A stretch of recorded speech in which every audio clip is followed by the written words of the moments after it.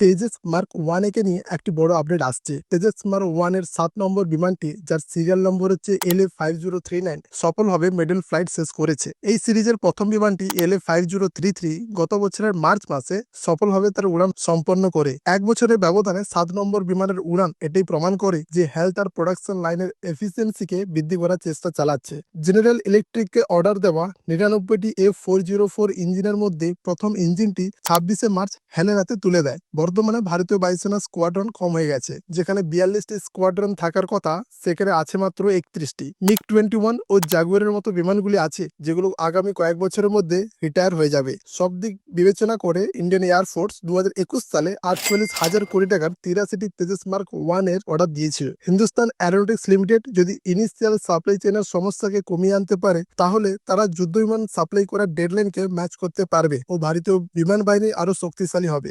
এই বিষয়ে আপনার কি মতামত কমেন্টে জানান। জয় হিন্দ, জয় ভারত।